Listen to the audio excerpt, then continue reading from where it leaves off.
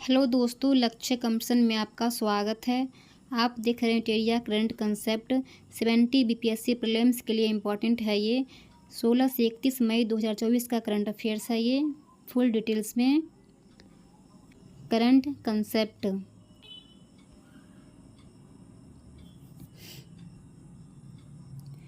विश्व हाइड्रोजन सम्मेलन 2024। हाल ही में नीदरलैंड के रॉटरडैम में विश्व हाइड्रोजन सम्मेलन 2024 का आयोजन किया गया।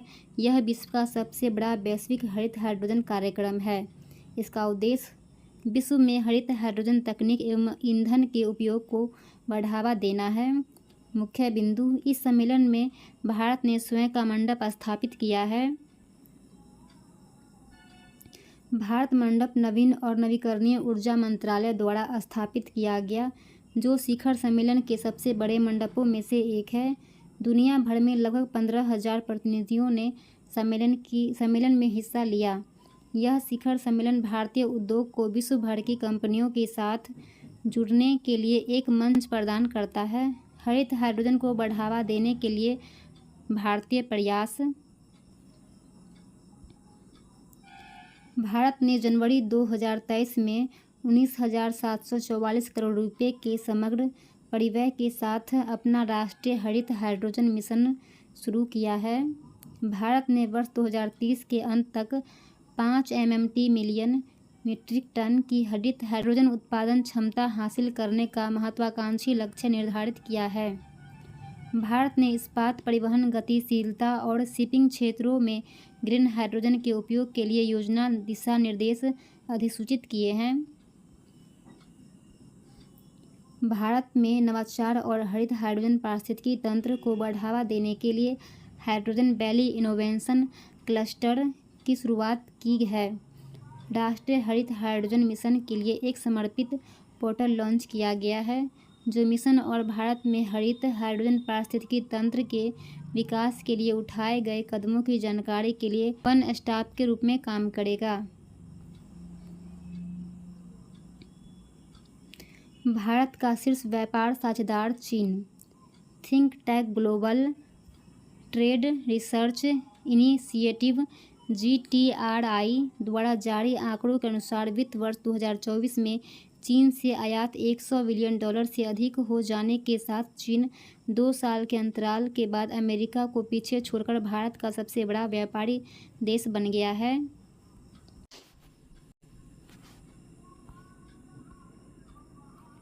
वित्त वर्ष 2024 में चीन के साथ भारत का द्विपक्षीय व्यापार कुल 118.4 बिलियन डॉलर होगा, जिसमें आयात 3.24% बढ़कर 101.7 बिलियन डॉलर और निर्यात 8.7% बढ़कर 16.67 बिलियन डॉलर हो जाएगा।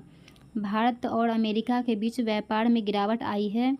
वित्त वर्ष 2024 में कुल व्यापार 118.3 बिलियन डॉलर रहा, जिसमें भारतीय निर्यात 1.32% घटकर 77% बिलियन डॉलर और आयात 20% घटकर 40.8 बिलियन डॉलर रह गया है। भारत का चीन पर निर्भरता। भारत ने 4.2 बिलियन डॉलर के टेलीकॉम और स्मार्टफोन प्रोडक्ट्स का आयात किया, जो इस श्रेणी में कुल आयात का 44% है, जो चीनी घटकों पर महत्वपूर्ण निर्भरता को दर्शाता है। चीन से लैपटॉप और PC का आयात कुल 3.8 बिलियन डॉलर रहा, जो इस क्षेत्र में भारत के आयात का 77.7% है। भारत द्वारा इलेक्ट्रॉनिक वाहनों के लिए लिथियम आयन बैटरियों का आयात मुख्य रूप से चीन से 2.2 बिलियन डॉलर का था, जो ऐसे आयात का 75% था। भारत की पहल। भारत ने उत्पादन से जुड़ी प्रोत्साहन योजनाओं PLI, एंटी डंपिंग शुल्कों और गुणवत्ता नियंत्रण आदेशों के माध्यम से चीन पर अपनी निर्भरता कम करने के लिए महत्वपूर्ण उपाय किए हैं।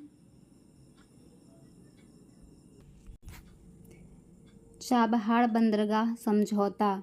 हाल ही में भारत और चेन्नई ने ईरान में चाबहार बंदरगाह के संचालन के लिए 10 साल के अनुबंध पर हस्ताक्षर किए हैं, जो ईरान में बंदरगाह के लिए सहयोग की सामान्य रूपरेखा पर हस्ताक्षर करने के 8 वर्ष बाद हुआ। मुख्य बिंदु: यह समझौता India port global limited IPGL और ईरान के बंदरगाह और समुद्री संगठन के बीच किया गया। इस महत्वपूर्ण समझौते के बाद ईरान का चाबहार बंदरगाह जो है ईरान में है। ईरान का चाबहार बंदरगाह अगले 10 वर्षों के लिए भारत का हो गया है। ईरान के साथ दीर्घकालिक अनुबंध पर हस्ताक्षर करना मध्य एशिया और उससे आगे के लिए भारत की रणनीतिक और आर्थिक दृष्टि का हिस्सा है। इसका महत्व: दीर्घकालिक अनुबंध पर हस्ताक्षर से दोनों देशों के बीच संबंध और मजबूत होंगे तथा अफगानिस्तान और मध्य एशियाई देशों के साथ व्यापार के प्रवेश द्वार के रूप में चाबहार का महत्व भी उजागर होता है।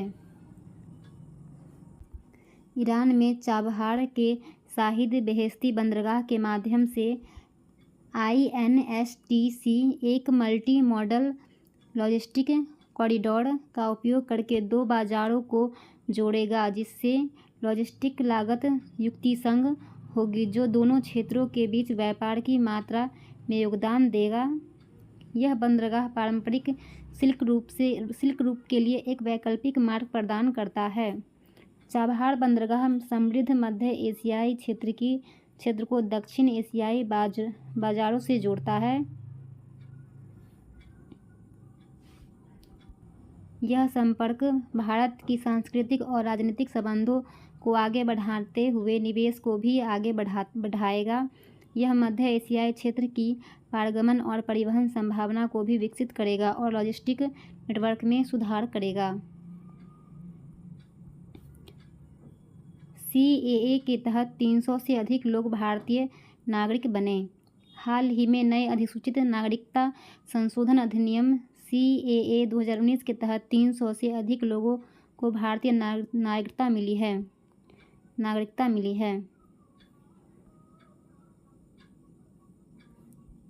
नागरिकता संशोधन अधिनियम: यह कानून पाकिस्तान, अफगानिस्तान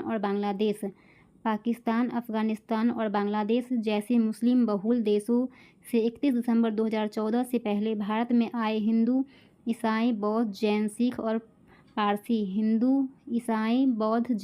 और पारसी प्रवासियों को भारतीय नागरिकता के लिए पात्रता प्रदान करता है। सरकार का पक्ष है कि 3 मुस्लिम बहुल देशों में वहाँ की अल्पसंख्यक समुदायों 6 धार्मिक को उत्पीड़न का सामना करना पड़ा है, इसलिए उन्हें आश्रय प्रदान करना भारत की नैतिक दायित्व है। इसके लिए नागरिकता अधिनियम 1955 में संशोधन किया गया। संशोधन के तहत इन समुदायों के लिए प्राकृतिक रूप से भारतीय नागरिकता प्राप्त करने हेतु निवास की आवश्यकता को 11 वर्ष से घटाकर 5 वर्ष कर दिया गया। नागरिकता संशोधन नियम 2024 आवेदकों को भारतीय नागरिकता के लिए अर्हता प्राप्त करने के लिए अपने मूल देश धर्म भारत में प्रवेश की तिथि और एक भारतीय भाषा का ज्ञान साबित करना होगा। जनगणना कार्य निदेशक की अध्यक्षता वाली अधिकार प्राप्त समिति को नागरिकता प्रदान करने का अंतिम अधिकार दिया गया है, जबकि आवेदनों की जांच डाक विभाग के अधिकारियों की अध्यक्षता वाली जिला स्तरीय समिति DLC द्वारा की जाएगी। इसकी चुनौतियां: दिसंबर 2019 में अलीगढ़ मुस्लिम विश्वविद्यालय और दिल्ली के जामिया मिलिया इस्लामिया विश्वविद्यालय, दिल्ली के शाहीन बाग सहित देश के अन्य हिस्सों में विरोध प्रदर्शन हुए। देश के अनेक स्थानों में हिंसक विरोध प्रदर्शन हुआ। विपक्षी दलों के द्वारा इसे भेदभावपूर्ण और असंवैधानिक बताया गया। विश्व वन्यजीव अपराध रिपोर्ट 2024: हाल ही में ऑस्ट्रिया के वियना में संयुक्त राष्ट्र ड्रग्स एवं अपराध कार्यालय UNODC द्वारा विश्व वन्यजीव अपराध रिपोर्ट 2024 जारी की गई।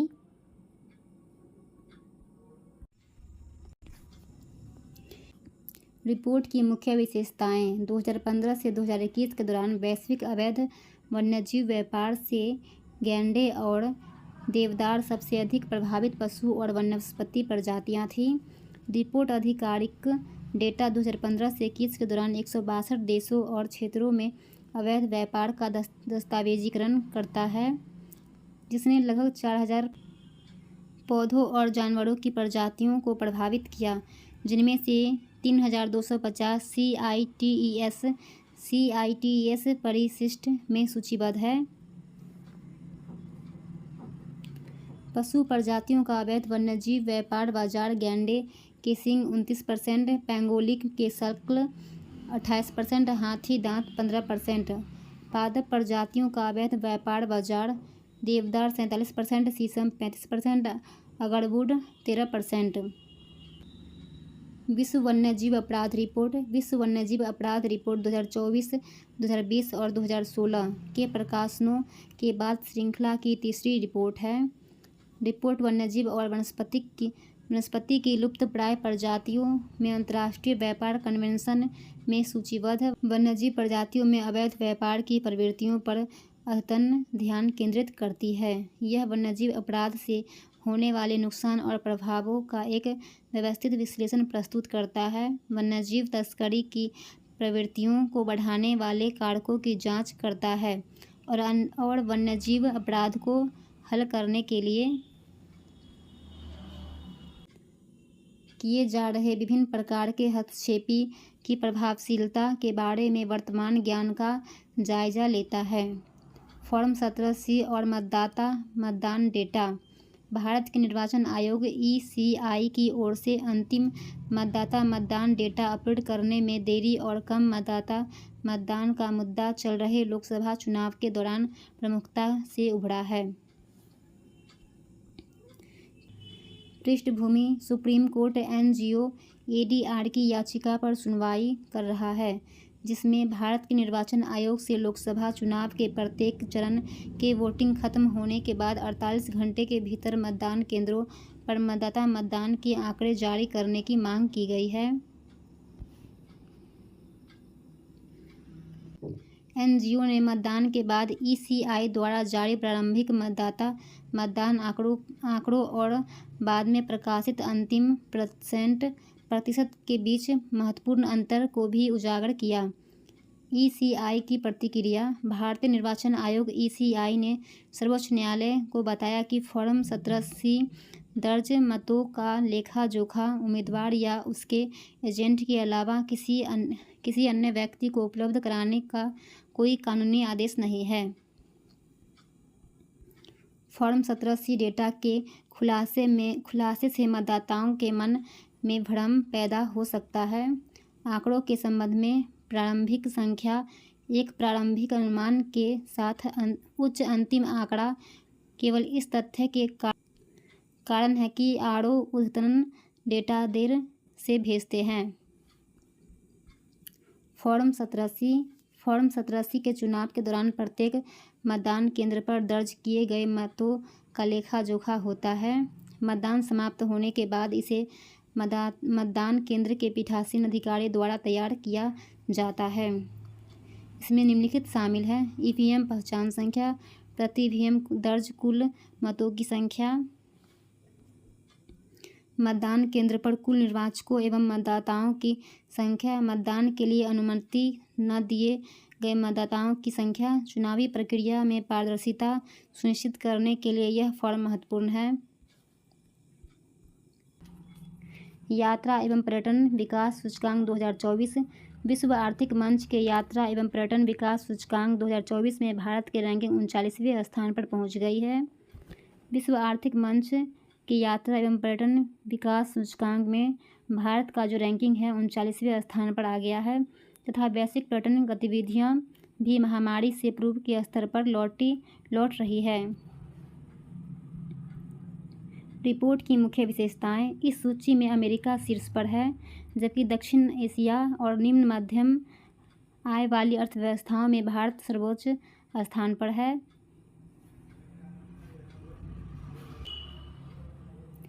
भारत की नई रैंकिंग 2021 के सूचकांक में उसके 54वें स्थान से उल्लेखनीय सुधार है। भारत उच्च मूल्य प्रतिस्पर्धात्मकता 18वां प्रतिनिधित्व करता है। प्रतिस्पर्धी हवाई परिवहन के लिए 26वां स्थान, प्राकृतिक संसाधनों में 6वें, सांस्कृतिक संसाधनों में 9वें स्थान पर है। देश का समग्र यात्रा और पर्यटन विकास सूचकांक TTDI स्कोर 2019 के स्तर पर 2.1% कम है। यात्रा एवं पर्यटन विकास सूचकांक, यह सूचकांक का दूसरा संस्करण है जो विश्व आर्थिक मंच और यूनाइटेड किंगडम के सरे विश्वविद्यालय के सहयोग से संकलित किया गया है। TTDI 2024 में विभिन्न कारकों और नीतियों के आधार पर 119 देशों के यात्रा और पर्यटन क्षेत्रों को कवर किया गया है। इसकी चुनौतियाँ, समग्र सुधार के बावजूद 2024 में भारत का TTI स्कोर 2019 की तुलना में 2.1% कम है, जो वैश्विक मुद्रास्फीति और आपूर्ति के मुद्दों से प्रभावित है। हवाई परिवहन और पर्यटन सेवाएं 2019 के स्तर का पूरी तरह से वापस नहीं आ पाई है।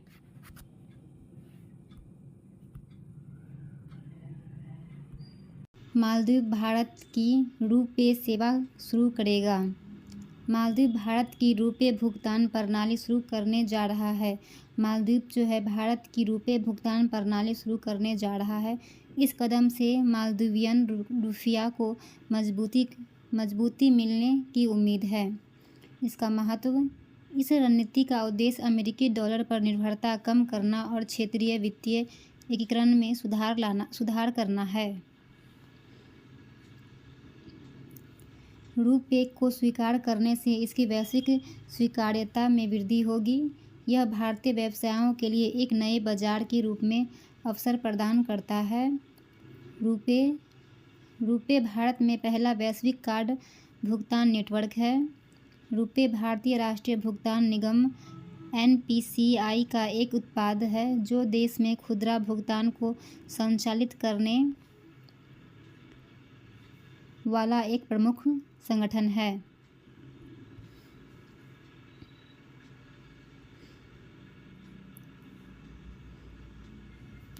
इसे NPCI द्वारा मार्च 2012 में लॉन्च किया गया था।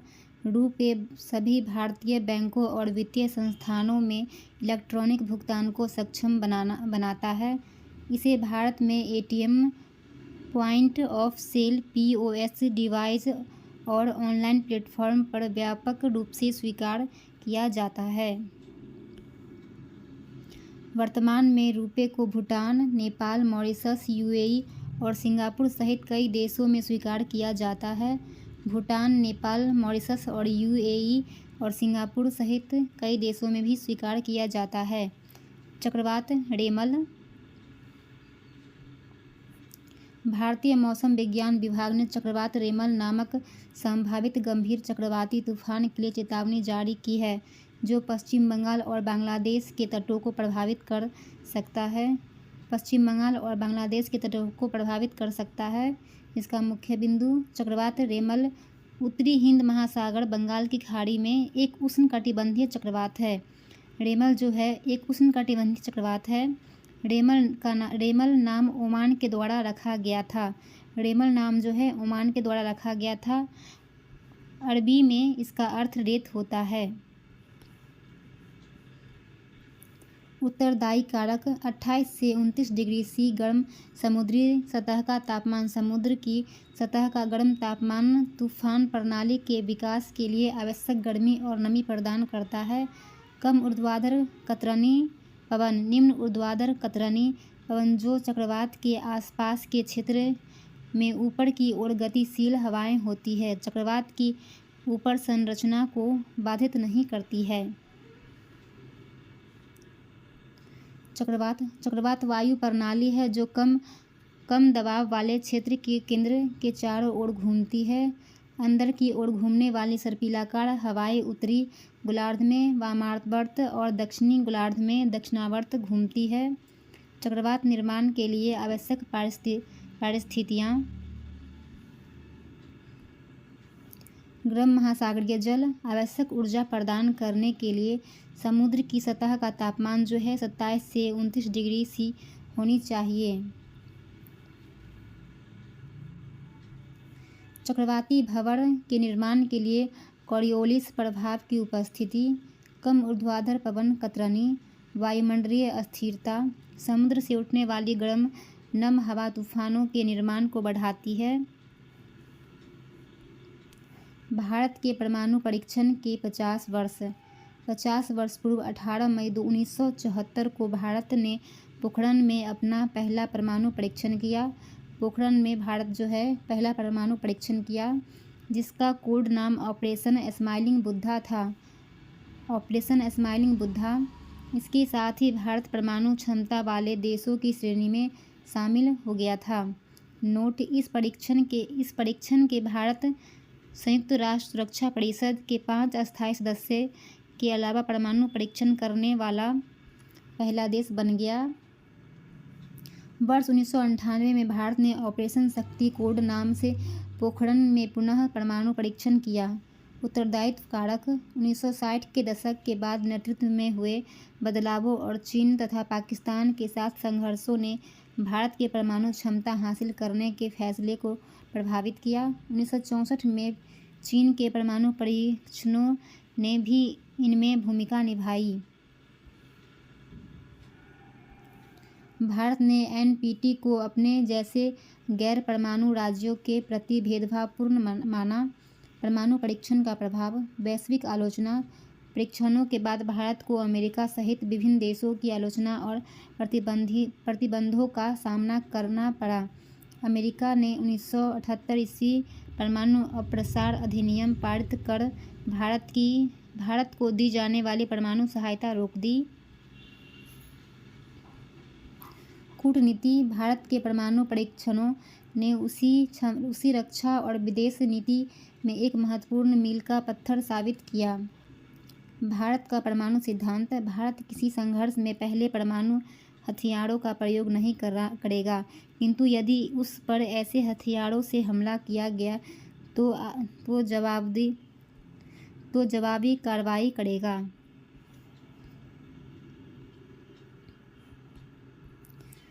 विश्वसनीय न्यूनतम निवारण: भारत परमाणु हमले को रोकने के लिए पर्याप्त संख्या में परमाणु हथियार बनाए रखेगा। गैर परमाणु हथियार वाले देशों के विरुद्ध हथियारों का प्रयोग न करना।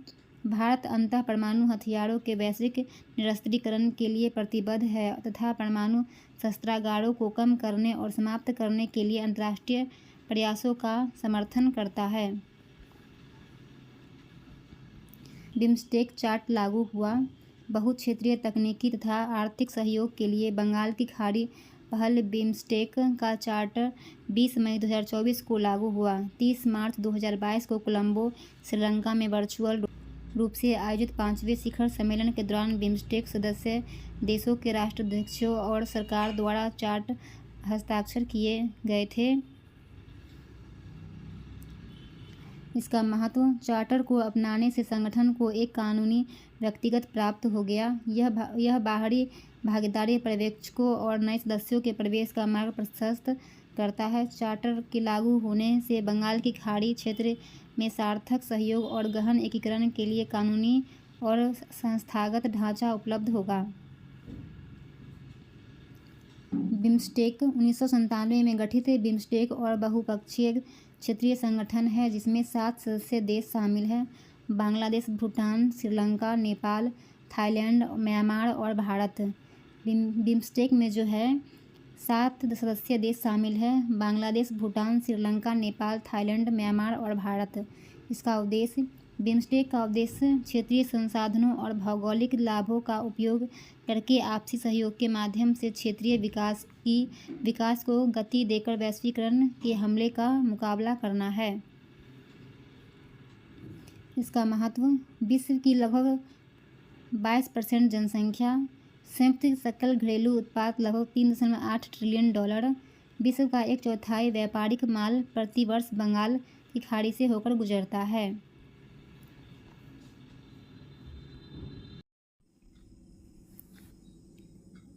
अंतर्राष्ट्रीय आपराधिक न्यायालय: हाल ही में अंतर्राष्ट्रीय अपराध न्यायालय (आईसीसी) के अभियोक्ता ने अदालत से इजरायल के प्रधानमंत्री और हमास नेताओं के खिलाफ गिरफ्तारी वारंट जारी करने का अनुरोध किया है। 7 अक्टूबर को इजरायल पर हुए हमले और उसके बाद गाजा में हुए युद्ध को लेकर युद्ध अपराध और मानवता के खिलाफ अपराध के आरोपों पर गिरफ्तारी वारंट मांगे गए। अंतर्राष्ट्रीय आपराधिक न्यायालय। अंतर्राष्ट्रीय आपराधिक न्यायालय यह विश्व का पहला अंतर्राष्ट्रीय आपराधिक न्यायालय है जो रोम संविधि नामक अंतर्राष्ट्रीय संधि द्वारा शासित है। अंतर्राष्ट्रीय आपराधिक न्यायालय व्यक्तियों द्वारा किए गए गंभीर अंतर्राष्ट्रीय अपराधों जिसमें नरसंहार, युद्ध अपराध, मानवता के विरुद्ध अपराध और आक्रमण जैसे अपराधों पर मुकदमा चलाया जाता है। इसका मुख्यालय द हेग, नीदरलैंड। अंतर्राष्ट्रीय कानून के तहत राष्ट्रीय अध्यक्षों को किसी भी विदेशी या अंतर्राष्ट्रीय न्यायालय में आपराधिक कार्यवाही से छूट प्राप्त है। हालांकि अंतर्राष्ट्रीय आपराधिक न्यायालय में राष्ट्राध्यक्षों के लिए ऐसी छूट उपलब्ध नहीं है। भारत, अमेरिका, चीन रोम संविधि का पक्षकार नहीं है। मार्च 2024 में आईसीसी ने यूक्रेन की स्थिति के संदर्भ में रूस के राष्ट्रपति के खिलाफ गिरफ्तारी वारंट जारी किया था। अंतर्राष्ट्रीय और गठबंधन। हाल ही में स्पेन आधिकारिक तौर पर अंतर्राष्ट्रीय सौर गठबंधन ISA का 99वां सदस्य बन गया है। वर्तमान में 119 देश ISA पर हस्ताक्षर करता है, जिनमें से 99 देशों ने ISA का पूर्ण सदस्य बनने के लिए आवश्यक अनुसमर्थन दस्तावेज प्रस्तुत कर दिए हैं, जिसमें स्पेन नवीनतम है।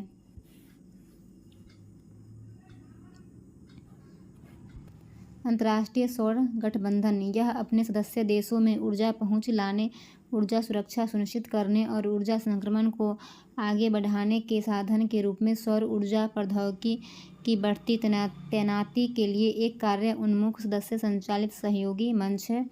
वर्ष 2015 में भारत और फ्रांस ने सौर ऊर्जा को बढ़ावा देने और पेरिस जलवायु समझौता के लक्ष्यों का समर्थन करने के लिए पेरिस में पार्टियों के सम्मेलन COP के दौरान अंतर्राष्ट्रीय सौर गठबंधन लॉन्च किया। मुख्यालय Gurugram, Bharat. India international bullion exchange. भारतीय स्टेट बैंक SBI ने गुजरात के गिफ्ट सिटी में स्थित इंडिया इंटरनेशनल बुलियन एक्सचेंज के ट्रेडिंग कम क्लियरिंग TCM सदस्य का दर्जा प्राप्त करने वाले पहले बैंक के रूप में अपनी स्थिति की घोषणा की है।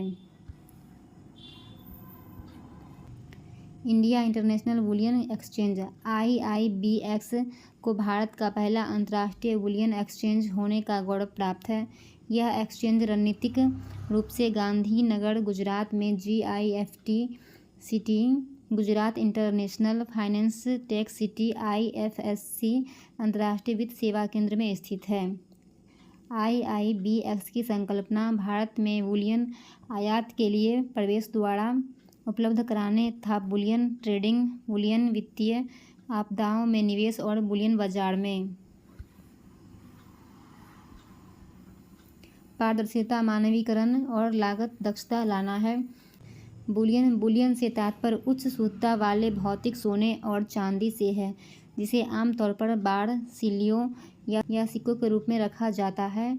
बुलियन को कभी कभी वैध मुद्रा के रूप में भी इस्तेमाल किया जा सकता है और इसे सामान्यतः केंद्रीय बैंकों या संस्थागत निवेशकों द्वारा आरक्षित निधि के रूप में रखा जाता है। प्रोजेक्ट ईशान। एक राष्ट्र एक हवाई क्षेत्र विचार के साथ भारत ने नागपुर में project Ishan Indian single sky harmonised air traffic management शुरू किया है। इसका मुख्य बिंदु भारत ने प्रोजेक्ट ईशान के तहत अपने 4 हवाई क्षेत्रों दिल्ली, मुंबई, कोलकाता और चेन्नई को एकीकृत कर पूरे देश में एकीकृत करने की प्रक्रिया शुरू कर दी। भारत अपने 4 उड़ान क्षेत्रों को नागपुर में एक सतत हवाई क्षेत्र में एकीकृत करने और नागपुर से हवाई यातायात प्रबंधन को सुसंगत बनाने के लिए एक योजना बना रहा है। महत्व: इससे परिचालन को सुव्यवस्थित करने, क्षमता बढ़ाने, भीड़भाड़ कम करने, कुशल मार्ग निर्धारण और उड़ान समय को कम करने में मदद मिलेगी, जिससे एयरलाइनों और यात्रियों दोनों को लाभ होगा। यह पहल कार्बन उत्सर्जन को कम करने, सुरक्षा बढ़ाने और विमान ईंधन के उपयोग को कम करने में सहायक है। नॉर्वेस्टर अनुसंधान परीक्षण केंद्र। भारत नॉर्वेस्टर्स के नाम से भी जाने वाले भयंकर तूफानों का अध्ययन करने के लिए अपना पहला अनुसंधान परीक्षण केंद्र स्थापित कर रहा है, जो मुख्य रूप से पूर्वी और पूर्वोत्तर क्षेत्रों को प्रभावित करता है। मुख्य बिंदु नियंत्रण केंद्र उड़ीसा के भद्र जिले के चांदवाली में होगा, जो भुवनेश्वर से लगभग 130 किलोमीटर पूर्व में है।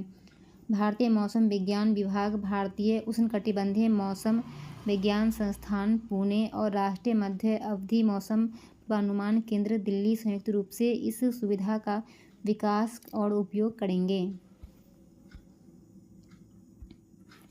इसका उद्देश्य देश के पूर्वी भागों में गठन, चरण, विकास और प्रसार से गरज के साथ आने वाले तूफानों का अध्ययन करना है। इस सुविधा से उत्पन्न बड़ी मात्रा में डेटा से पूर्वानुमानकर्ताओं को समय पर तूफान की भविष्यवाणी करने, पूर्वानुमान की चेतावनी जारी करने, 3 घंटे से कम समय में होने वाली घटना और अंततः जीवन बचाने में मदद मिलती है। AI कृषि और AI भूमि। हाल ही में DD किसान ने टेलीविज़न चैनल को नया रूप देने की पहल के तहत 2 कृत्रिम बुद्धिमत्ता समाचार एंकरों AI कृषि और AI भूमि को पेश किया। इसके साथ ही DD किसान देश का पहला AI आधारित सरकारी टीवी चैनल बनने जा रहा है। इसका मुख्य बिंदु ये न्यूज एंकर एक कंप्यूटर है जो बिल्कुल इंसान जैसे तथा इंसान के समान काम कर सकते हैं। ये बिना रुके या थके 24 घंटे और 365 दिन न्यूज पढ़ सकते हैं। ये देश और विदेश की 50 भाषाओं में बात कर सकते हैं। कश्मीर से लेकर तमिलनाडु और गुजरात से लेकर अरुणाचल प्रदेश तक देश के सभी राज्यों में किसान दर्शक इन एंकरों को देख सकेंगे। ये AI एंकर देश और वैश्विक स्तर पर हो रहे कृषि अनुसंधान, कृषि मंडियों के रुझान, मौसम में बदलाव या सरकारी योजनाओं की कोई अन्य जानकारी के बारे में हर जरूरी जानकारी देंगे। AI विनियामक सैंडबॉक्स। विनियामक सैंडबॉक्स आर्टिफिशियल इंटेलिजेंस तकनीकों के तेजी से विकास और तैनाती के प्रबंधन के लिए महत्वपूर्ण उपकरण है। सरकारें और नियामक संस्थाएं AI प्रौद्योगिकियों द्वारा उत्पन्न चुनौतियों का समाधान करने के लिए AI विनियामक सैंडबॉक्स जैसे नवीनतम तरीकों की खोज कर सकती है। विनियामक सैंडबॉक्स एक ऐसा उपकरण है जो व्यवसायों को नियामक की देखरेख में नए और अभिनव उत्पादों, सेवाओं की देखरेख में नए और अभिनव उत्पादों, सेवाओं या व्यवसायों का पता लगाने और प्रयोग करने की अनुमति देता है। कृत्रिम बुद्धिमत्ता के लिए नियामक सैंडबॉक्स एक नियंत्रित और पर्यवेक्षित वातावरण है जहां डेवलपर्स और नवप्रवर्तक सरकारी अधिकारियों की संरक्षण में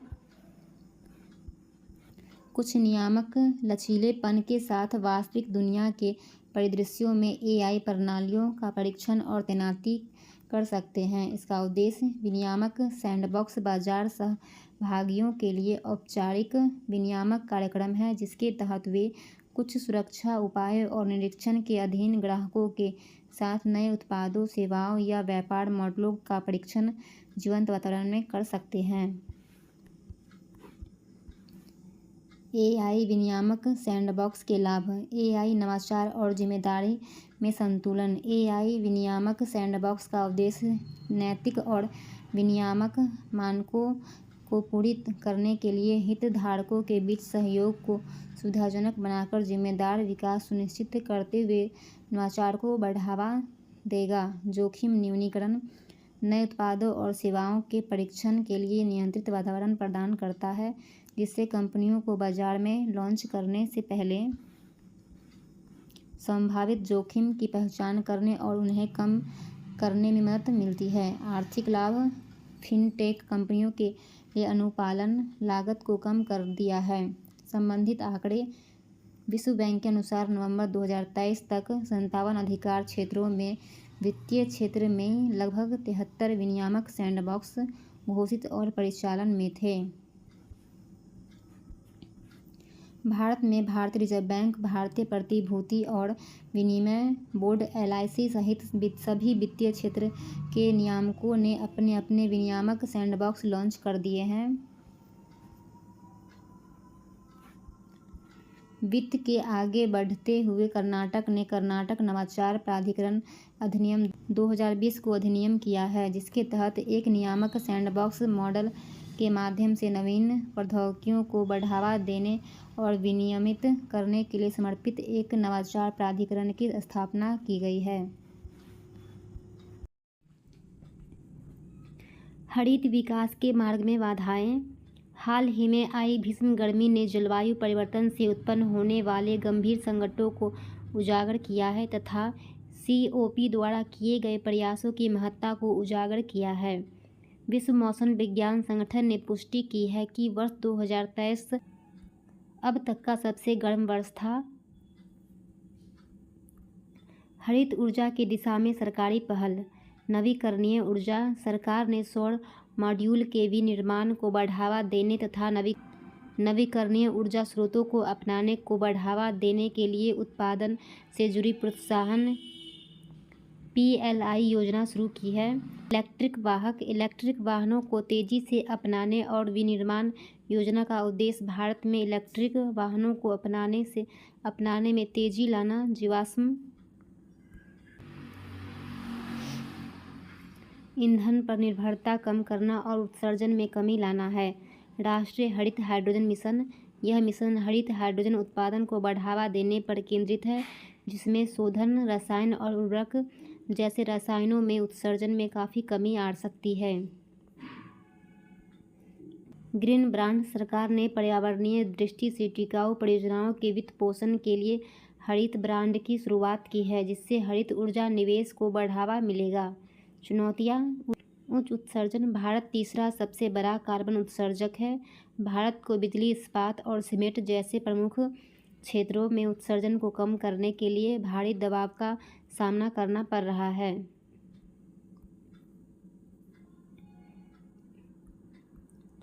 संक्रमण जोखिम। संस्थाओं को संक्रमण जोखिम का सामना करना पड़ता है, जिसमें नीति, विनियामक, प्रौद्योगिकी, बाजार प्रतिष्ठा और कानूनी जोखिम शामिल है। निवेश। भारत के जलवायु लक्ष्यों को प्राप्त करने के लिए पर्याप्त निवेश की आवश्यकता होगी। विशेष रूप में 2030 तक अक्षय ऊर्जा बिजली निवेश के लिए अनुमानित 11 से 12 लाख करोड़ रुपए की आवश्यकता है। तकनीकी जोखिम। नई हरित प्रौद्योगिकियों को अपनाना, उनकी नवीनता तथा संबंधित उच्च लागत के कारण जोखिम भरा हो सकता है। यह जोखिम विशेष रूप से सीमित संसाधनों वाली छोटी कंपनियों के लिए गंभीर है। बाजार जोखिम। हरित प्रौद्योगिकी की उपलब्धता, कीमत बाजार की स्थितियों में उतार चढ़ाव से प्रभावित हो सकता है, जिससे हरित निवेश की आर्थिक व्यवहार्यता प्रभावित हो सकती है। स्मार्ट सिटी मिशन (SCM) जून 2024 तक 2 बार विस्तार के बावजूद 2015 में शुरू किए गए स्मार्ट सिटी मिशन की अपनी समय सीमा को पूरा करने की संभावना नहीं है। स्मार्ट सिटी मिशन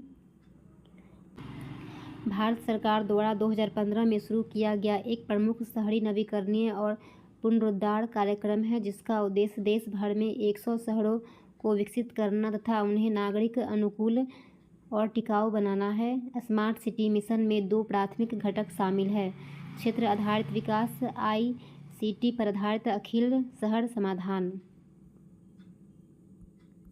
क्षेत्र आधारित विकास। पूर्ण विकास, शहर नवीकरणीय, बुनियादी ढांचे, सुविधाओं और जीवन की गुणवत्ता में सुधार के लिए मौजूदा शहरी क्षेत्रों का पुनरुद्धार करना।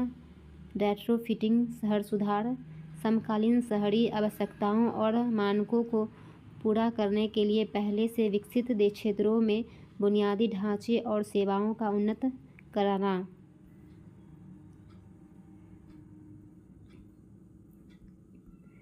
ग्रीनफील्ड परियोजनाएं। शहर विस्तार, नए शहरी क्षेत्रों का विकास करना या टिकाऊ और आधुनिक बुनियादी ढांचे के साथ मौजूदा शहरों का विस्तार करना। ICT पर आधारित अखिल शहर समाधान। ई गवर्नेंस, अपशिष्ट प्रबंधन, जल प्रबंधन, ऊर्जा प्रबंधन, शहरी गतिशीलता, कौशल विकास। इस मिशन को वर्ष 2020 में पूरा किया जाना था। इसे जून 2024 तक 2 बार विस्तार किया गया। स्मार्ट सिटी मिशन की उपलब्धियां। इस मिशन के लिए लगभग 2 लाख करोड़ रुपये राशि का प्रावधान किया गया था, जिसमें सार्वजनिक निजी भागीदारी एक महत्वपूर्ण चालक थी। मिशन को प्रभावी बनाने के लिए शासन का एक व्यवसायी मॉडल अपनाया गया। SCM के तहत स्वीकृत 8,033 परियोजनाओं में से कुल परिव्यय अनुमानित 2 लाख करोड़ से घटकर 1,67,875 करोड़ रह गया, जो 100 शहरों में अनुमानित पूंजी प्रवाह की तुलना में 16% की कमी को दर्शाता है। SCM अनुदान द्वारा वित्त पोषण 5,533 परियोजनाएं, जिनकी कुल लागत 65,063 करोड़ रुपये है, पूरी हो चुकी है, जबकि 21,000 करोड़ की लागत वाली 921 परियोजनाएं अभी भी प्रगति पर है। 10 शहरों में लगभग 400 परियोजनाएं जून 2024 की विस्तारित समय सीमा पर पूरा करने की संभावना नहीं है। SCM की कमियां और आलोचना। स्पष्ट परिभाषा का अभाव। मिशन ने स्मार्ट सिटी की कोई स्पष्ट परिभाषा नहीं दी।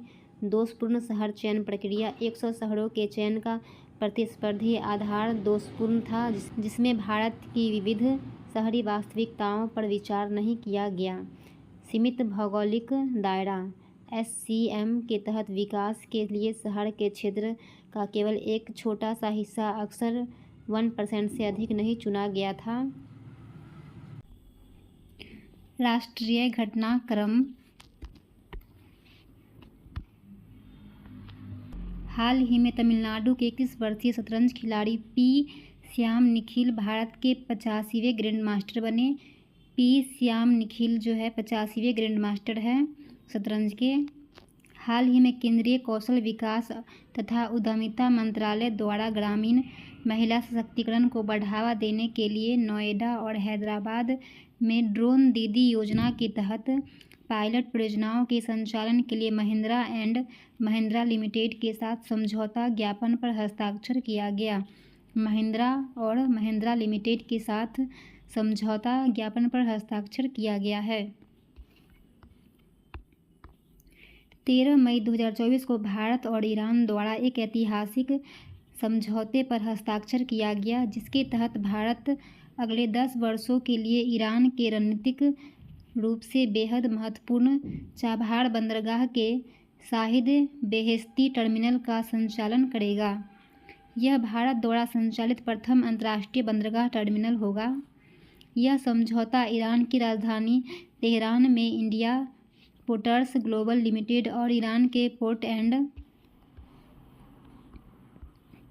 मैरीटाइम ऑर्गेनाइजेशन द्वारा किया गया है। चाबहार बंदरगाह के बारे में महत्वपूर्ण तथ्य। चाबहार बंदरगाह ओमान की खाड़ी पर स्थित ईरान का एकमात्र समुद्री बंदरगाह है, जो ईरान को हिंद महासागर तक सीधी पहुंच प्रदान करता है।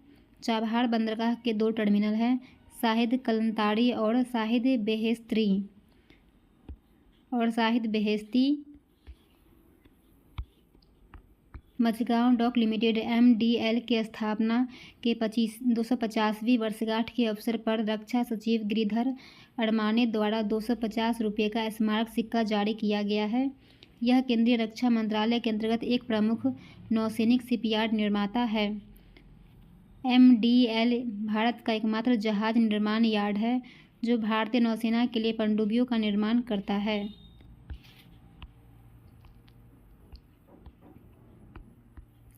15 मई 2024 को देश की सबसे बड़ी कौशल प्रतियोगिता इंडिया स्किल्स 2024 का उद्घाटन यशोभूमि द्वारका नई दिल्ली में किया गया। 15 से 19 मई 2024 तक चलने वाले इस 4 दिवसीय कौशल प्रतियोगिता में 61 श्रेणियों में युवाओं का कौशल परीक्षण किया जाएगा। उड़ीसा में सबसे अधिक विजेता 17 स्वर्ण, 13 रजत और 9 कांस्य और 9 उत्कृष्टता पदक हैं। बिहार 3 स्वर्ण और 1 रजत, 3 कांस्य और 6 उत्कृष्टता पदक। हाल ही में आयोजित होने वाले समुद्री साझेदारी अभ्यास पासेक्स में हिस्सा लेने नौसेना के युद्धपोत INS दिल्ली, INS शक्ति मलेशिया के कोटा किनाबालू पहुंच गए हैं। INS दिल्ली पहला स्वदेशी रूप से डिजाइन तथा निर्मित प्रोजेक्ट 15 वर्ग का निर्देशित मिसाइल विध्वंसक है और INS शक्ति बड़े बेड़े का सहायक जहाज है। आर्थिक think tank global trade research initiative द्वारा हाल ही में जारी आंकड़ों के अनुसार वित्त वर्ष 2023 से 24 में चीन संयुक्त राज्य अमेरिका को पीछे छोड़कर भारत का सबसे बड़ा व्यापारी भागीदार बन उभरा है। वर्ष 2023 से 24 में भारत और चीन के मध्य द्विपक्षीय व्यापार 118.4 बिलियन डॉलर का रहा है, जबकि अमेरिका के साथ द्विपक्षीय व्यापार 118.3 बिलियन डॉलर का रहा है। हाल ही में 13 से 14 मई 2024 को नई दिल्ली में भारत जिम्बाब्वे संयुक्त व्यापार समिति के तीसरे सत्र का आयोजन किया गया। गुजरात के प्रसिद्ध अंबाजी व्हाइट मार्बल को केंद्र सरकार द्वारा GI टैग प्रदान किया गया है। गुजरात के अंबाजी व्हाइट मार्बल को GI टैग मिला है। वरिष्ठ अधिवक्ता श्री कपिल सिब्बल को हाल ही में सुप्रीम कोर्ट बार एसोसिएशन के अध्यक्ष के रूप में चुना गया है। हाल ही में श्री दिलीप संघानी को भारतीय किसान उर्वरक सहकारी का 17वां अध्यक्ष निर्वाचित किया गया है। हाल ही में संयुक्त राष्ट्र महासभा में फिलिस्तीन को संयुक्त राष्ट्र का सदस्य बनाने के प्रस्ताव पर भारत का इसके समर्थन में मतदान किया गया है। 193 सदस्यों वाली संयुक्त राष्ट्र सभा में कुल 143 देशों ने जहां समर्थन में मतदान किया, वहीं अमेरिका और इजराइल समेत 9 देशों ने प्रस्ताव के विरोध में मतदान किया गया। भारत अरब देशों के अतिरिक्त फिलिस्तीन मुक्ति संगठन को मान्यता देने वाला विश्व का पहला देश था।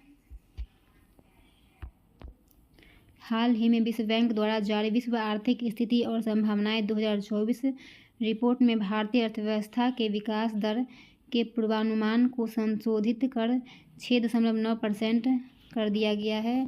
ब्लूमबर्ग बिलियनियर्स इंडेक्स द्वारा जारी विश्व के शीर्ष 15 अमीर व्यक्तियों की सूची में 2 भारतीय मुकेश अंबानी और गौतम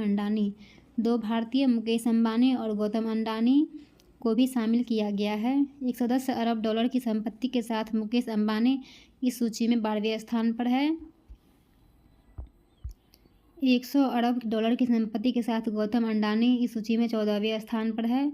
इस इंडेक्स के अनुसार LVMH कंपनी के संस्थापक और मुख्य कार्यकारी अधिकारी बर्नार्ड अर्नाल्ट 222 अरब डॉलर की संपत्ति के साथ दुनिया के सबसे अमीर व्यक्ति हैं। भारत के प्रसिद्ध भाला फेंक खिलाड़ी नीरज चोपड़ा दोहा डायमंड लीग सिल्वर पदक हासिल कर दूसरे स्थान पर रहे हैं। हाल ही में अरुणाचल प्रदेश में स्थित सेला सुरंग को international book of honour England द्वारा आधिकारिक तौर पर देश की सबसे ऊंची सुरंग के रूप में मान्यता दी गई है। सेला सुरंग दुनिया की सबसे लंबी 2 लेन सुरंग है, जिसका निर्माण सीमा सड़क संगठन द्वारा 13,000 फीट से अधिक ऊंचाई पर किया गया है। सुरंग 1 की लंबाई 980 मीटर है, जबकि सुरंग 2 की लंबाई 1555 मीटर है। प्रधानमंत्री मोदी द्वारा मार्च 2024 में इसका उद्घाटन किया गया। हाल ही में भारतीय कंपनी टाटा कंसल्टेंसी सर्विस के द्वारा पेरिस, फ्रांस में global AI centre of excellence का अनावरण किया गया। TCI का स्थापना 1968, इसका मुख्यालय मुंबई। इसके अध्यक्ष N चंद्रशेखरन। सिकुड़ता लोकतंत्र बढ़ती हिंसा 2023 में इंटरनेशनल शटडाउन। सिकुड़ता लोकतंत्र बढ़ती हिंसा 2023 में इंटरनेट शटडाउन नामक रिपोर्ट में भारत लगातार छठवें वर्ष शीर्ष स्थान पर है। वर्ष 2023 में भारत के कुल 116 बार इंटरनेट शटडाउन किया गया है। यह रिपोर्ट एक्सेस नाउ और कीप आइट ऑन गठबंधन द्वारा जारी किया जाता है। केदारनाथ धाम यात्रा 2024 के सुचारू संचालन के लिए उत्तराखंड पुलिस द्वारा ऑपरेशन मर्यादा लॉन्च किया गया है। इस अभियान के तहत तीर्थयात्रियों तथा पर्यटकों से नशीले पदार्थों का सेवन न कर इस क्षेत्र में मर्यादा बनाने का अनुरोध किया जाता है। HDFC बैंक ने हाल ही में वीज़ा के साथ साझेदारी भारत का पहला premier virtual credit card pixel play launch किया है। भारत के स्वदेशी पनडुब्बी रोधी पोत INS किल्टान ने ऑपरेशन डिप्लॉयमेंट के भाग के रूप में वियतनाम के कैम रान खाड़ी का दौरा किया है। जनरेटिव आर्टिफिशियल इंटेलिजेंस जेन AI platform Hanuman AI Bharat में लॉन्च किया गया है।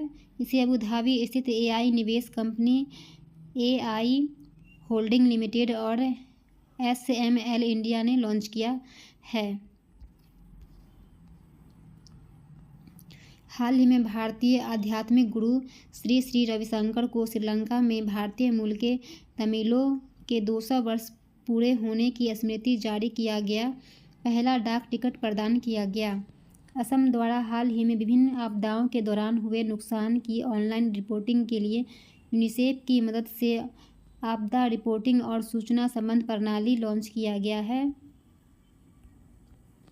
फसाई द्वारा हाल ही में फलों को पकाने के लिए कैल्शियम कार्बाइड के इस्तेमाल के खिलाफ चेतावनी दी है। कैल्शियम कार्बाइड स्टीलिन गैस छोड़ता है जिसमें आर्सेनिक और फास्फोरस के हानिकारक अंश पाए जाते हैं। Chief of defence staff Anil Chauhan द्वारा हाल ही में नई दिल्ली में आयोजित 5 दिवसीय 20 से 24 मई साइबर सुरक्षा अभ्यास में भाग लिया गया है। हाल ही में भारत के कोच्चि में राष्ट्रीय ध्रुवीय और महासागर अनुसंधान केंद्र और पृथ्वी विज्ञान मंत्रालय द्वारा 46वीं अंटार्कटिक संधि सलाहकार बैठक ATCM 46 का आयोजन किया गया है।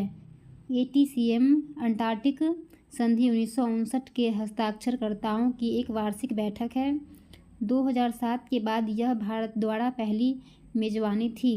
हाल ही में HDFC बैंक को अंतर्राष्ट्रीय वित्त निगम द्वारा महिला माइक्रो फाइनेंस के लिए $500 मिलियन का ऋण प्रदान किया गया है। $500 मिलियन का ऋण प्रदान किया गया है।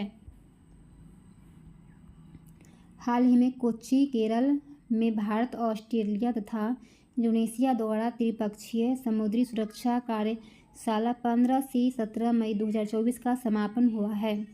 कार्यशाला का विषय हिंद महासागर क्षेत्रीय समुद्री सुरक्षा को बढ़ाने का सहयोगात्मक प्रयास। भारत के सिक्किम राज्य द्वारा हाल ही में AI संचालित यातायात प्रबंधन प्रणाली शुरू करने की घोषणा की गई है। फ्रांस के कांस शहर में आयोजित 77वें कांस फिल्म फेस्टिवल में भारतीय ने इतिहास रच दिया।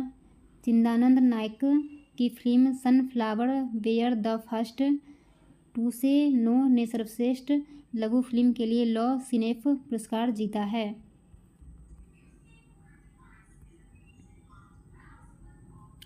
भारतीय अभिनेत्री अनुसुईया सेनगुप्ता फिल्म शेमलेस के लिए सर्वश्रेष्ठ अभिनेत्री का पुरस्कार जीतने वाली पहली भारतीय बनी है। हाल ही में पश्चिम बंगाल के तटीय क्षेत्र बांग्लादेश, असम, मिजोरम आदि को रेमल चक्रवात का सामना करना पड़ा है।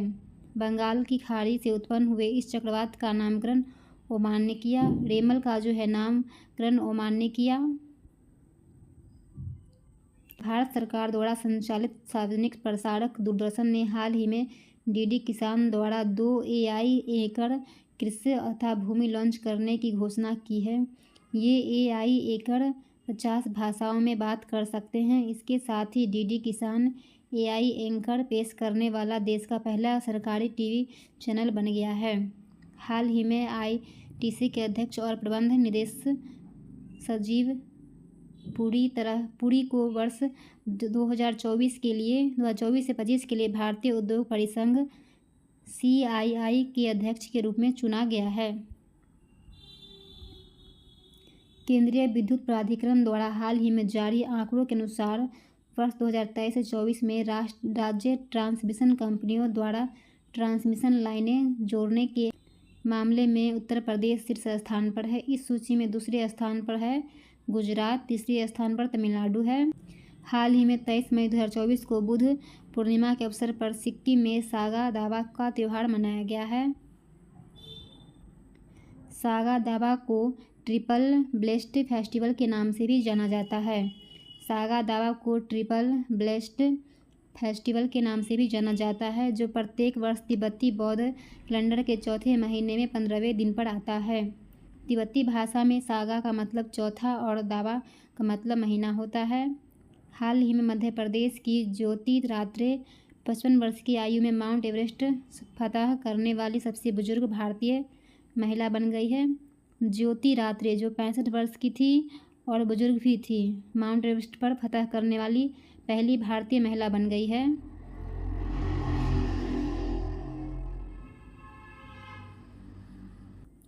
आंध्र प्रदेश की तिरुपति में हाल ही में सप्ताह भर चलने वाला वार्षिक गंगम्मा जात्रा लोक उत्सव मनाया गया। यह उत्सव भगवान वेंकटेश्वर की छोटी बहन मानी जाने वाली देवी गंगम्मा को समर्पित है।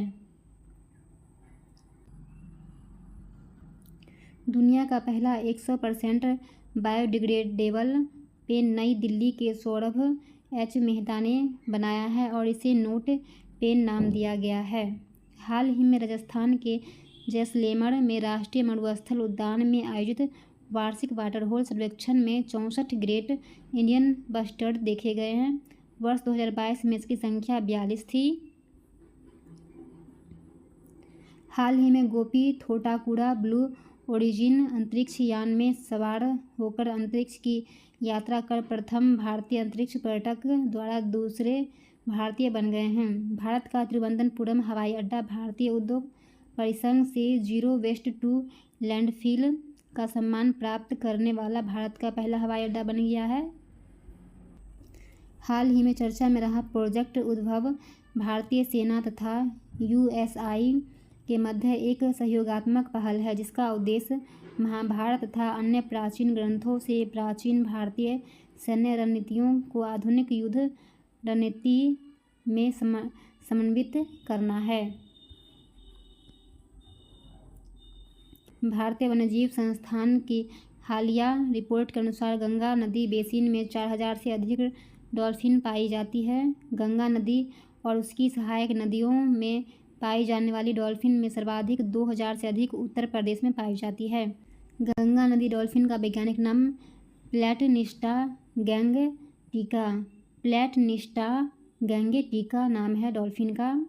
इसे वर्ष 2010 में राष्ट्रीय जलीय जीव का दर्जा दिया गया है। 2010 में डॉल्फिन को राष्ट्रीय जलीय जीव का दर्जा दिया गया है।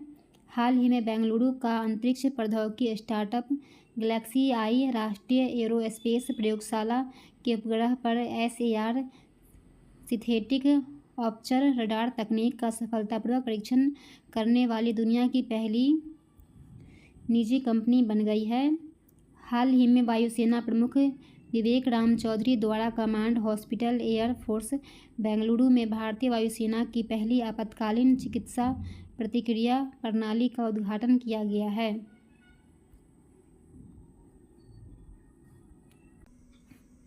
अंतर्राष्ट्रीय घटनाक्रम।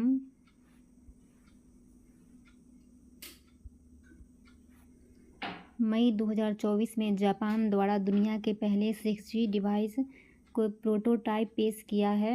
यह 5G की तुलना में 20 गुना तेज़ी से काम करता है। यह 100 गीगाबिट्स प्रति सेकंड Gbps की गति से 300 फीट से अधिक दूरी तक डेटा संचारित कर सकता है।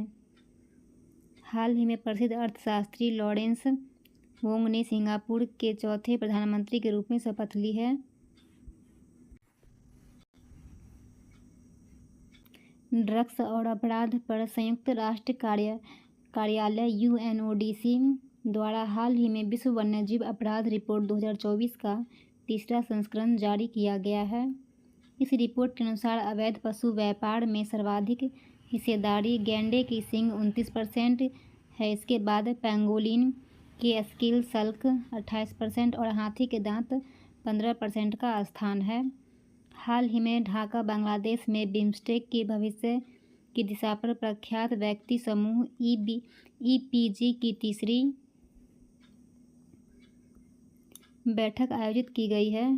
थाईलैंड बिम्स्टेक का वर्तमान अध्यक्ष है। थाईलैंड जो है बिम्स्टेक का वर्तमान अध्यक्ष है। बिम्स्टेक का full form Bay of Bengal Initiative for Multi Sectoral Technical and Economic Corporation. इसका स्थापना हुआ था 6 जून 1997 ईस्वी को। सचिवालय ढाका, बांग्लादेश। सदस्य बांग्लादेश, भूटान, भारत, म्यांमार और नेपाल। सदस्य बांग्लादेश, भूटान, भारत, म्यांमार, नेपाल, श्रीलंका और थाईलैंड। महासचिव इंद्रमणि पांडे। हाल ही में इंडोनेशिया में स्थित इले लेवोटोलोक ज्वालामुखी के फटने से जनधन को व्यापक क्षति पहुंची है। इले लेवोटोलोक जो है इंडोनेशिया का ज्वालामुखी है। हाल ही में इंडोनेशिया के पश्चिम सुमात्रा में ठंडे लावा कोल्ड लावा का फ्लैक्स फ्लड आने के कारण 52 से ज़्यादा लोगों की मौत हो गई है।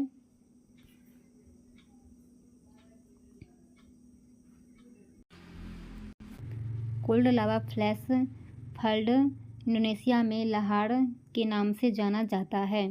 हाल ही में नासा द्वारा चंद्रमा पर पहला चंद्र lunar railway system flexible levitation on a track बनाने की घोषणा की गई है। नेपाल के पर्वतारोही कामे रीता शेरपा ने हाल ही में 30वीं बार दुनिया की सबसे ऊंची चोटी माउंट एवरेस्ट पर चढ़कर स्वयं का रिकॉर्ड तोड़ दिया है। 54 वर्षीय कामे रीता शेरपा को एवरेस्ट मैन के रूप से जाना जाता है।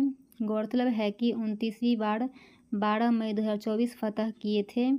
इससे पूर्व 2023 में एक ही वर्ष में 2 बार 27वीं तथा 28वीं बार एवरेस्ट फतह किया था। हाल ही में डॉक्टर सौम्या स्वामीनाथन को कनाडा के प्रतिष्ठित मैकगिल विश्वविद्यालय में मानद डायरेक्टर की उपाधि से सम्मानित किया जाने की घोषणा की गई है। हाल ही में कुवैत के नए अमीर शेख मिसाल अल अहमद अल सबा ने देश की संसद को भंग कर दिया है। इसके साथ ही उन्होंने 4 वर्षों के लिए देश के सरकारी विभागों को कंट्रोल में ले लिया है तथा कई कानूनों को भंग कर दिया है। 16 मई 2024 को उलानबटोर मंगोलिया में भारत और मंगोलिया के रक्षा मंत्रियों के 12वें संयुक्त कार्य समूह की बैठक का आयोजन किया गया। हाल ही में इंग्लैंड के तेज गेंदबाज जेम्स एंडरसन द्वारा अंतर्राष्ट्रीय क्रिकेट से संन्यास लेने की घोषणा की गई है। 13 से 15 मई 2024 को रॉटरडम, नीदरलैंड में विश्व हाइड्रोजन शिखर सम्मेलन 2024 का आयोजन किया गया है। इस आयोजन में पहली बार भारत के नवीन और नवीकरणीय ऊर्जा मंत्रालय द्वारा स्वयं का पवेलियन स्थापित किया गया है। हाल ही में पाकिस्तान द्वारा 400 किलोमीटर की रेंज के साथ ही स्वदेशी रूप से निर्मित मल्टी लॉन्च रॉकेट सिस्टम फतह सेकंड का अनावरण किया गया है। 19 मई 2024 को ईरान सरकार के द्वारा एक हेलीकॉप्टर दुर्घटना में राष्ट्रपति इब्राहिम राइसी, विदेश मंत्री हुसैन अमीर अब्दुल्लाहियन तथा 7 अन्य लोगों की मौत की पुष्टि की गई है। उक्त दुर्घटना ईरान के पूर्वी अजरबैजान प्रांत में उजी गांव के पास बरजघन के पहाड़ी क्षेत्र में घटित हुआ है। भारत सरकार द्वारा इब्राहिम राइसी की मृत्यु पर 21 मई को एक दिन की शोक की घोषणा की गई। हाल ही में डेमोक्रेटिक प्रोग्रेसिव पार्टी से संबंध रखने वाले विलियम लाई चिंग ते ने ताइवान के नए राष्ट्रपति के रूप में शपथ ली है। विश्व आर्थिक मंच WF द्वारा हाल ही में यात्रा और पर्यटन विकास सूचकांक 2024 जारी किया गया है। इस रिपोर्ट में 119 देशों को शामिल किया गया है। 2024 यात्रा और पर्यटन विकास सूचकांक के अनुसार विश्व के शीर्ष 5 स्थान संयुक्त राज्य America 5.24, Spain 5.18, Japan 5.09, France 5.07, Australia 5. इस सूचकांक में माली 2.78 स्कोर के साथ 119वें स्थान पर है। भारत 4.25 स्कोर के साथ 119 देशों की सूची में 39वें स्थान पर है। भारत दक्षिण एशिया में सर्वोच्च रैंक वाला देश है। श्रीलंका, पाकिस्तान और नेपाल क्रमशः 76,101 और 105वें स्थान पर है। 22 मई 2024 को नॉर्वे, स्पेन और आयरलैंड की सरकारों ने फ़िलिस्तीन राज्य को मान्यता देने की घोषणा की है। एक स्वतंत्र फ़िलिस्तीन देश के लिए इन 3 देशों की आधिकारिक मान्यता 28 मई 2024 से प्रभावी होगी।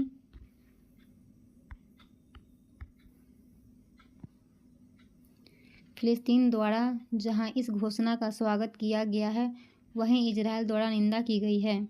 हाल ही में फ्रांस द्वारा परमाणु हथियार ले जाने में सक्षम ASMPAR सुपरसोनिक मिसाइल का सफल परीक्षण किया है।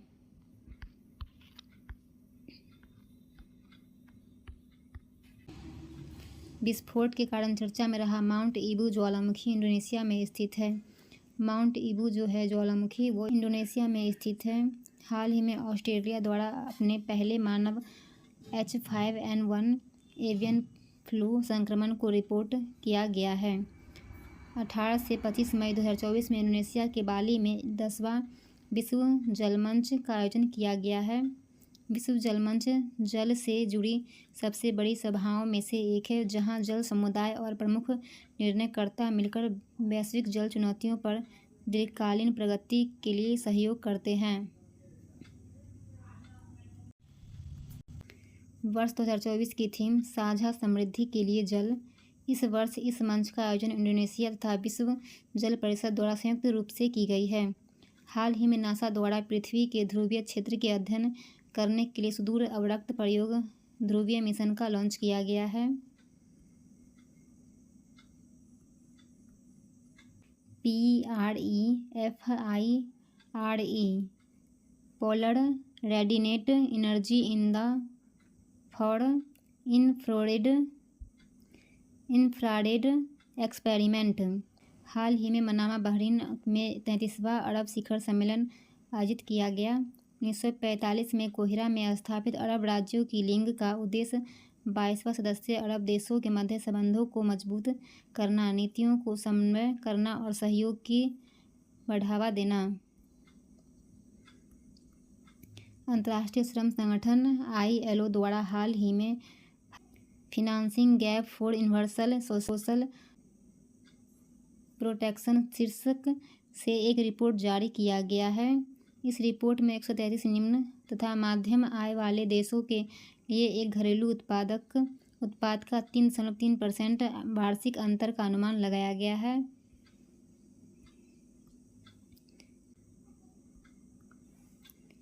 हाल ही में संयुक्त अरब अमीरात द्वारा पर्यावरण संरक्षण को बढ़ावा देने की दिशा में एक ऐतिहासिक कदम उठाते हुए पर्यावरण संरक्षण में महत्वपूर्ण योगदान देने वाले व्यक्तियों के लिए स्पेशल 10 वर्षीय ब्लू रेजिडेंसी वीज़ा सुविधा लॉन्च किया गया है। 10 वर्षीय ब्लू रेजिडेंस वीज़ा सुविधा लॉन्च किया गया है। मई 2024 में OpenAI द्वारा अपने सबसे तेज़ तथा शक्तिशाली AI मॉडल GPT-4a को लॉन्च किया गया है। GPT-4o में O का मतलब ओमनी से है। बिहार राज्य विशेष मध्याह्न भोजन योजना निदेशक मिथिलेश मिश्र द्वारा जारी दिशा निर्देश के अनुसार बिहार के सरकारी विद्यालयों में सप्ताह में एक दिन मंगलवार को पहली से 5वीं कक्षा के बच्चों को 100 मिलीलीटर तथा 6 से 8वीं कक्षा के बच्चों को 150 मिलीलीटर गर्म दूध मिलेगा। 1 जुलाई 2024 से यह योजना लागू की जाएगी। इसके लिए प्रारंभिक स्तर पर 44 प्रखंडों का चयन किया गया है। 44 प्रखंडों का जो है चयन किया गया है। 2024 में बांका बिहार में बिहार का सबसे बड़ा सोलर पावर प्लांट चालू हो गया है। बांका बिहार में सबसे बड़ा सोलर पावर प्लांट चालू हो गया है। इस सोलर पावर प्लांट से मिलने वाली बिजली की दर मात्र 3.11 रुपये प्रति यूनिट है। 3.11 रुपये प्रति यूनिट है। 150 मेगावाट सोलर पावर प्लांट की सफल कमीशनिंग के बाद राज्य सरकार को सालाना 17 करोड़ रुपए की बचत होगी। कितने रुपयों की बचत होगी? 17 करोड़ रुपयों की बचत होगी। 27 मई 2024 से बिहार के बोधगया में 25 दिनों के लिए विशेष योगाभ्यास कार्यक्रम की शुरुआत की गई। हाल ही में बिहार के खिलाड़ी बॉबी कुमार ने थाईलैंड में आयोजित होने वाले 36वें King's cup world sepak takraw championship में भाग लेने के लिए राष्ट्रीय टीम में चयन किया गया है। बॉबी कुमार बिहार के पटना ज़िले से संबंधित रखते हैं। बॉबी कुमार जो है बिहार के पटना ज़िले से संबंधित है। हाल ही में बिहार के मुजफ्फरपुर से संबंध रखने वाली सपना सिन्हा को मस्तिष्क और संज्ञानात्मक विज्ञान के अध्ययन पर अपने शोध के लिए फोर्ब्स 30 अंडर 30 एशिया की सूची में शामिल किया गया है। फोर्ब्स 30 अंडर 30 एशिया की सूची में शामिल किया गया है। 29 वर्षीय सपना Sinha Massachusetts institute of technology MIT की प्रोफेसर है। मई 2024 में बिहार म्यूजियम पटना के महानिदेशक अंजनी कुमार सिंह को म्यूजियम इन्फ्लुएंसर अवार्ड 2024 से सम्मानित किया गया है। अंजनी कुमार सिंह को म्यूजियम इन्फ्लुएंसर अवार्ड से 2024 में सम्मानित किया गया है। बिहार म्यूजियम द्वारा बिहार के पद्मश्री कलाकारों पर एक पुस्तक बिहार के पद्मश्री कलाकार का प्रदर्शन किया गया है। इसे बिहार म्यूजियम के अपर निदेशक अशोक कुमार सिन्हा द्वारा लिखा गया है। इस पुस्तक में मिथिला पेंटिंग के 9, पेपर मेसी आर्ट के 1, बावन बूटी कला से 1, टिकुली कला से 1 और समकालीन कला से 2 कुल मिलाकर 15 कलाकारों का चयन किया गया है। 12 मई 2024 में पटना में भव्य रोड शो कर प्रधानमंत्री श्री नरेंद्र मोदी पटना में रोड शो करने वाले देश में प्रथम प्रधानमंत्री बन गए हैं। नरेंद्र मोदी जो है पटना में रोड शो करने वाले देश के प्रथम प्रधानमंत्री बन गए हैं। 2 मई 2024 में बिहार के पूर्वी चंपारण जिले के प्रसिद्ध रंगकर्मी प्रसाद रत्नेश्वर को नाट्य स्वर्ग अभिनय में विशिष्ट योगदान के लिए 2024 में नटराज कला सम्मान दिया गया है। रंगकर्मी प्रसाद रत्नेश्वर को नटराज कला सम्मान दिया गया है।